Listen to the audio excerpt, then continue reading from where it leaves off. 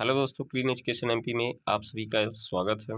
राजस्थान कर्मचारी चयन बोर्ड जयपुर, राज्य कृषि प्रबंध संस्थान परिसर दुर्गापुर जयपुर, पर्यवेक्षक महिला आंगनबाड़ी कार्यकर्ता सीधी भर्ती 2024।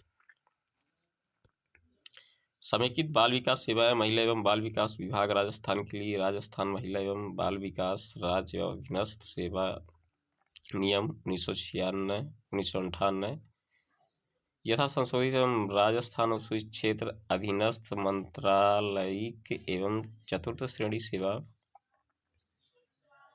भर्ती एवं भर्ती की अन्य शर्तें नियम 2014 के अंतर्गत निम्नलिखित पदों हेतु बोर्ड द्वारा निर्धारित प्रपत्र में ऑनलाइन आवेदन पत्र आमंत्रित किए जाते हैं। इन पदों पर केवल वे महिला अभ्यर्थी आवेदन करने के पात्र हैं जिनको आंगनबाड़ी कार्यकर्ता का न्यूनतम 10 वर्ष का अनुभव प्राप्त है। पद का नाम गैर अनुसूचित क्षेत्र कुल पद पर्यवेक्षक महिला आंगनबाड़ी कार्यकर्ता का न्यूनतम अनुभव 10 वर्ष होना चाहिए। दोस्तों,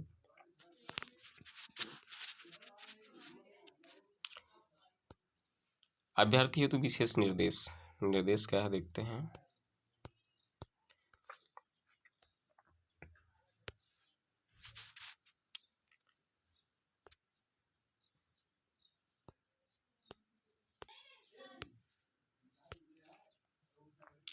अभ्यर्थियों हेतु विशेष निर्देश है। ऑनलाइन एप्लीकेशन फॉर्म में समस्त वांछित सूचना अवश्य अंकित करें। ऑनलाइन आवेदन भरने से पूर्व बोर्ड की वेबसाइट पर उपलब्ध इस विज्ञप्ति को ध्यानपूर्वक पढ़ लें। इसमें दिए गए निर्देशों को ध्यान में रखते हुए आवेदन भरें। कोई सूचना गलत या पूर्ण पड़ने पर आवेदक का कोई पत्र रद्द कर उसे परीक्षा में प्रवेश नहीं दिया जाएगा। जिसकी जिम्मेदारी स्वयं आवेदक की होगी। वह गलत सूचना या पूर्ण आवेदक के सुधार हेतु पत्र व्यवहार स्वीकार नहीं किया जाएगा। ऑनलाइन आवेदन करने की प्रक्रिया। बोर्ड द्वारा आवेदन ऑनलाइन एप्लीकेशन फॉर्म लिए जाएंगे जिन्हें राज्य की निर्धारित ई मित्र कियोस्क जन सुविधा केंद्र के माध्यम से भरा जाएगा। ऑनलाइन आवेदन पत्र भरने से पूर्व सर्वप्रथम अभ्यर्थी विस्तृत विज्ञापन का अध्ययन आवश्यक रूप से कर लेवे। तदुपरांत ही अभ्यर्थी ऑनलाइन आवेदन करें। ऑनलाइन आवेदन करने की प्रक्रिया निम्नानुसार होगी। ऑनलाइन आवेदन करने के लिए अभ्यर्थी को बोर्ड के ऑनलाइन पोर्टल पर ये देख लीजिए RSM SSB Rajasthan government in अथवा ये दिया है वेबसाइट एडवर्टाइजमेंट पर उपलब्ध है। अप्लाई ऑनलाइन लिंक को क्लिक कर अथवा SSO पोर्टल पर लॉगिन करके उपरांत सिटीजन ऐप में रिक्रूटमेंट पोर्टल का चयन करना होगा। उसके बाद अभ्यर्थी अप्लाई नाउ पर क्लिक करेगी।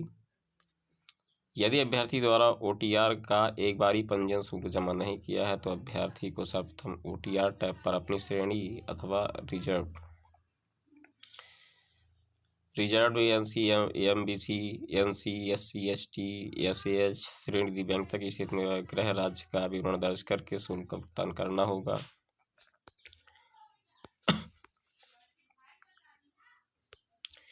ऑनलाइन आवेदन में अभ्यर्थी को OTR के समय भरी गई श्रेणी दिव्यांगता की स्थिति व गृह राज्य के अनुरूप ही ऑप्शन भरने हेतु मिलेंगे। अतः अभ्यर्थी OTR प्रक्रिया को सावधानी से भरें। आवेदक का आवेदन पत्र में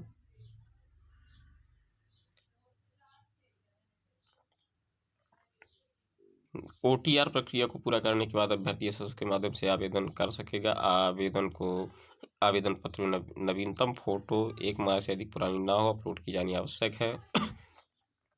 आवेदक का ऑनलाइन आवेदन में दृश्य चिन्ह विजुअल मार्क्स भरना अनिवार्य है।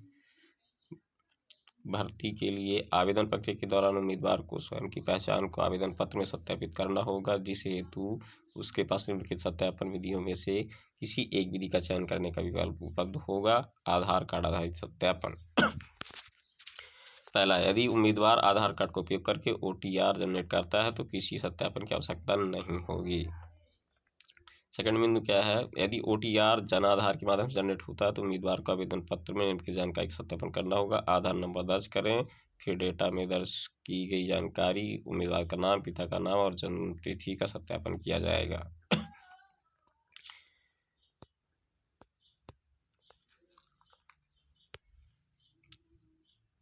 नेक्स्ट बिंदु, यदि आधार कार्ड नहीं है तो उम्मीदवार को आवेदन पत्र में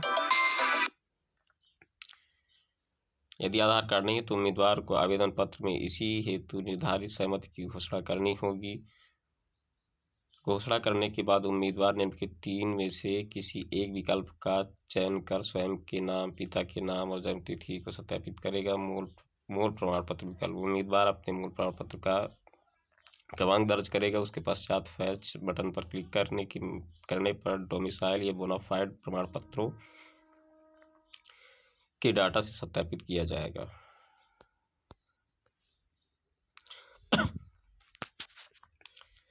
इस तरीके से निर्देश है, तो इसको पढ़ लीजिएगा। डिजिलॉकर की मदद से 10वीं बोर्ड मार्कशीट जोड़ने का विकल्प, ये सब कैसे होगा ऑनलाइन प्रक्रिया में, जैसे आवेदन होगा वो ऑनलाइन वाले में हो जाएगा और इसे आप अच्छे से देख सकते हैं। इस प्रकार से मैं स्क्रॉल करता हूँ, महत्वपूर्ण जानकारी देखते हैं।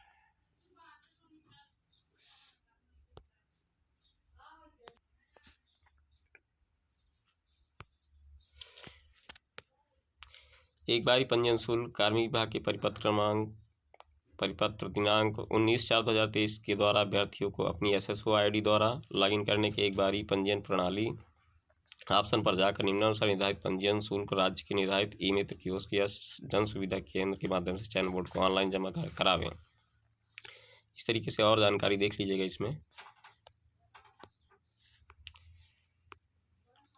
पर्यवेक्षक आंगनबाड़ी कार्यकर्ता के रिक्त पदों का वर्गवार आरक्षण निम्नानुसार है। गैर सूचित क्षेत्र, सामान्य महिला विधवा परित्यक्ता, सामान्य महिला विधवा परित्यक्ता, और इसके बाद ये सामान्य के लिए अनुसूचित जाति, अनुसूचित जनजाति, अन्य पिछड़ा वर्ग, अति पिछड़ा वर्ग, आर्थिक रूप से कमजोर। इस प्रकार से इसको देख लीजिएगा। आगे चलते हैं। ये क्षैतिज आरक्षण है। गैर अनुसूचित क्षेत्र में अनुसूचित जनजाति वर्ग में सामान्य महिला के 19वां, विधवा का एक पद बैकलॉग के अनुसार जो ऊपर वर्णित अनुसूचित जनजाति के पदों में शामिल है। इस प्रकार से मैं स्क्रॉल कर रहा हूँ। ये क्षैतिज आरक्षण। विशेष सूचना में अनुसूचित जाति, अनुसूचित जनजाति, अन्य पिछड़ा वर्ग, अति पिछड़ा वर्ग, आर्थिक रूप से कमजोर वर्ग के अभ्यर्थी के लिए निम्नानुसार आरक्षण का लाभ दिया जाएगा। कार्मिक विभाग की सूचना दिनांक 17/1/2013 के अनुसार किसी वर्ग विशेष में सीधी भर्ती के लिए राजस्थान की अनुसूचित जाति जनजाति एवं दिनांक 28/7/2023 के अनुसार पिछड़ा वर्ग, अति पिछड़ा वर्ग के पात्र उपयुक्त अभ्यर्थी उपलब्ध नहीं होने की दशा में उनके लिए इस प्रकार आरक्षित रिक्तों का पश्चात परवर्ती 3 भर्ती वर्षों के लिए अग्रनीत किया जाएगा। 3 भर्ती वर्षों की समाप्ति के पश्चात ऐसी अग्रनीत की गई रिक्तियां समान प्रक्रिया के अनुसार भरी जाएगी। यदि किसी भर्ती वर्ष में भर्ती नहीं की जाती है तो ऐसे अभ्यर्थी वर्ष को इस उपनियम के प्रयोजन के लिए संगठित नहीं किया जाएगा। इस प्रकार से आगे देख लीजिएगा इस नोटिफिकेशन को। वीडियो बहुत लंबी हो जाएगी साथियों, इसलिए ये दिया है भूतपूर्व सैनिकों हेतु। इसके बाद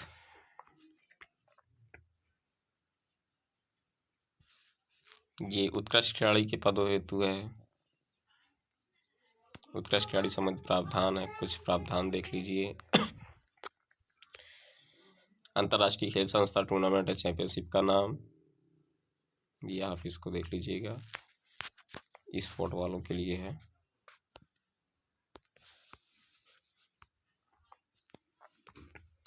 school games federation of India द्वारा आयोजित किसी खेलकूद के किसी स्कूल नेशनल गेम्स में व्यक्तिशः या टीम स्पर्धा में मेडल जीता हो। इंडियन ओलंपिक एसोसिएशन या इससे संबंध नेशनल स्पोर्ट फेडरेशन द्वारा आयोजित किसी खेलकूद के किसी राष्ट्रीय टूर्नामेंट चैंपियनशिप व्यक्तिशः या टीम स्पर्धा में मेडल जीता हो। इस प्रकार से और आगे देखते हैं। ये दिव्यांगजन के लिए है।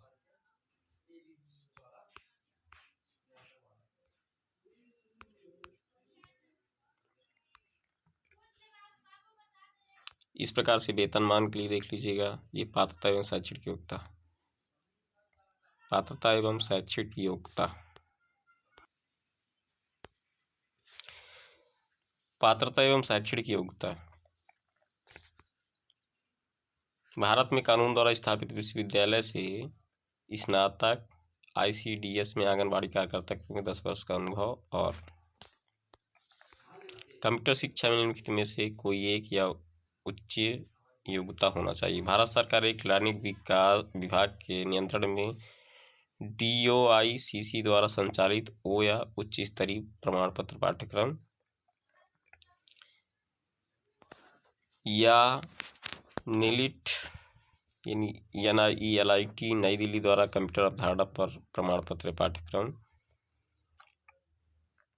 या राष्ट्रीय राज्य परिषद या व्यावसायिक प्रशिक्षण योजना के तहत आयोजित कंप्यूटर ऑपरेटर और प्रोग्रामिंग सहायक दिनांक तैयारी और कंप्यूटर सॉफ्टवेयर प्रमाण पत्र। भारत में कानून द्वारा स्थापित विश्वविद्यालय, सरकार द्वारा मान्यता संस्थान से कंप्यूटर विज्ञान कंप्यूटर एप्लीकेशन में डिग्री, डिप्लोमा प्रमाण पत्र या देश में किसी मान्यता प्राप्त माध्यमिक शिक्षा बोर्ड से वरिष्ठ माध्यमिक प्रमाण पत्र एक विषय के रूप में कंप्यूटर ज्ञान या कंप्यूटर एप्लीकेशन के साथ, या सरकार द्वारा मान्यता प्राप्त पॉलिटेक्निक संस्थान से कंप्यूटर विज्ञान इंजीनियरिंग में diploma. Rajasthan knowledge corporation limited के नियंत्रण में वर्धमान महावीर ओपन यूनिवर्सिटी कोटा द्वारा संचालित यह सूचना प्रौद्योगिकी में राजस्थान राज्य प्रमाण पत्र पाठ्यक्रम, बशर्ते कि यदि किसी आंगनबाड़ी कार्यकर्ता के पास कंप्यूटर शिक्षा में उपयुक्त कोई भी योग्यता नहीं है तो उसे वही अर्हता प्राप्त करनी होगी और भर्ती की तारीख से 1 वर्ष की अवधि के भीतर आवश्यक प्रमाण पत्र जमा करना होगा। ऐसा न करने पर उसे भर्ती में शामिल किया जाएगा, पर्यवेक्षक का पद शून्य एवं अमान्य माना जाएगा। देवनागरी लिपि में लिखित हिंदी में कार्य करने का एवं ज्ञान राजस्थान की संस्कृति का ज्ञान होना अनिवार्य है। इस प्रकार से साथियों, मैं पात्रता एवं शैक्षणिक योग्यता को इंग्लिश का हिंदी ट्रांसलेट करके बताया। आगे देखते हैं, आवश्यक नोट पढ़ लीजिएगा। आंगनबाड़ी कार्यकर्ता का 10 वर्ष का अनुभव प्रमाण पत्र आवेदन की अंतिम तिथि तक मान्य स्वीकार किया जाएगा। ये महत्वपूर्ण जानकारी जरूर देख लीजिएगा। अन्य योग्यताओं के लिए देख लीजिए, ये अन्य योग्यताएं राष्ट्रीयता, आयु सीमा देख लीजिए, 18 वर्ष की आयु प्राप्त कर चुका हो, 40 वर्ष का नहीं हुआ हो। स्पष्टीकरण, अधिकतम आयु सीमा, अधिकतम आयु सीमा देख लीजिए। इसके बाद इन सभी बिंदुओं को पढ़ लीजिएगा। पेंशन के बारे में थोड़ी जान लेते हैं। नए नियुक्ति होने वाले कर्मचारियों के लिए निम्न नियमानुसार राज्य सरकार द्वारा देय पेंशन योजना लागू होगी। विवाह पंजीयन शुल्क जमा कराने और ऑनलाइन आवेदन करने की अवधि। इसके बाद आगे चलते हैं, परीक्षा का आयोजन, प्रवेश पत्र, अनापत्ति प्रमाण पत्र के विषय में, नियुक्ति की योग्यताएं, अयोग्यताएं, कैसे अयोग्य भी हो सकते हैं, तो इसको जरूर देख लीजिए। आवेदन कैसे करना है,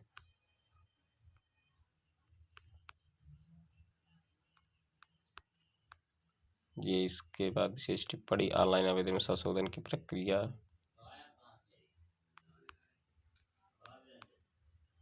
अभ्यर्थी प्रमाण पत्र के संबंध में प्रावधान, जाति प्रमाण पत्र की वैधता अवधि,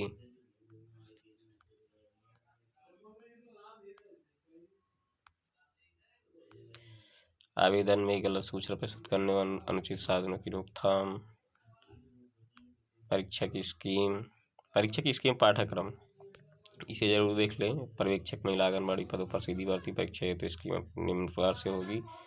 भाषा ज्ञान, तर्क शक्ति, समान ज्ञान, समान हिंदी, अंग्रेजी और गणित, समान तर्क, पोषण और स्वास्थ्य का ज्ञान, शिशु की प्रारंभिक देखभाल शिक्षा, कुल अंक 200 का है।